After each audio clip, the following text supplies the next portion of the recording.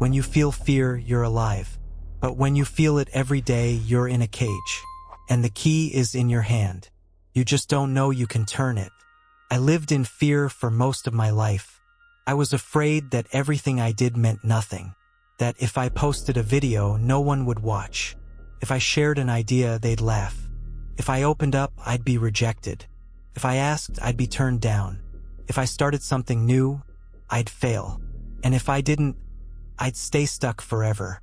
I was afraid of being boring, of being stupid, of being weak.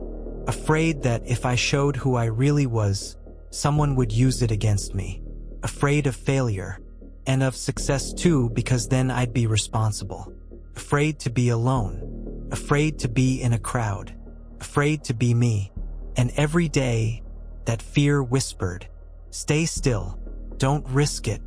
Don't speak up. Wait, maybe later." But deep down, I already knew. I wasn't living my life. Day one, I woke up with a kind of emptiness that coffee, scrolling, or routine couldn't fill. I was just tired of being afraid. That day, I made a choice. 100 days. Every day face one fear. No running. No distractions. No excuses. Just walk toward it. Deliberately. Honestly. Until the end. I picked up a notebook and wrote down everything I was afraid of. Not spiders or the dark, but the real stuff. Posting online and getting ignored. Calling someone I had a falling out with. Going outside when I feel anxious. Asking for help. Starting a project that could be ridiculed. Telling my parents I don't want their version of life. Looking at myself without a mask. Showing who I am without filters. I stared at that list and felt the pressure in my chest. But strangely, it felt honest, real, and that was a start. Day 4. I uploaded my first raw video. No music, no edits, just thoughts. My hands were shaking. I refreshed the page every 10 minutes. What if someone leaves a hate comment? But no one did. In fact, no one said anything. And I realized something. The fear of what might happen is worse than what actually happens. Day 9. I told a friend I wasn't okay. No jokes. No, I'm fine. Just, I'm struggling. I don't feel strong right now. He paused, then said, "Thanks for saying that. I've been feeling the same." And in that same, I felt less alone. Day 15. I declined an invite. No fake excuse. Just, "Thanks, but I'm staying in tonight." And silence. But no one hated me. No one pulled away. For the first time, I chose myself. Day 23. I walked up to the girl I liked. My hands were cold, voice tight. I was terrified of looking like an idiot. But she smiled.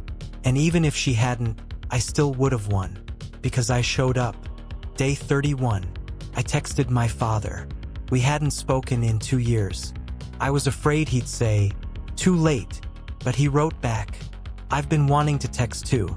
I just didn't know how." Sometimes fears don't just live inside us. Sometimes they sit between us. Day 40. I started drawing again. Something I'd pushed away for years because I thought I wasn't good enough. Fear told me I'd look ridiculous. But I did it anyway. And for the first time in a long time, I felt like I could breathe. Day 51. I spent a weekend alone. No internet. No shows. No distractions. The scariest part? Being alone with my own thoughts. First, it was like withdrawal. But then, silence. And in that silence, I heard myself. Day 63. I posted something vulnerable. Not motivational. Just real. I'm afraid. I'm struggling. But I'm working on it. And I got dozens of messages. From people who were afraid to say the same. Suddenly my fear became a bridge, not a wall. Day 70. I started saying no. Plain and simple.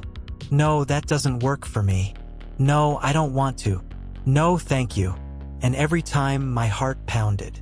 But with every no, I reclaimed a part of my life. Day 77. I sat down with a close friend and said, "I think I've been pretending most of my life. I want to stop." He looked at me and said, "I know. I was just waiting for you to be ready." Day 82. Fear started shrinking. Not gone, but no longer in charge. It became a signal. Compass.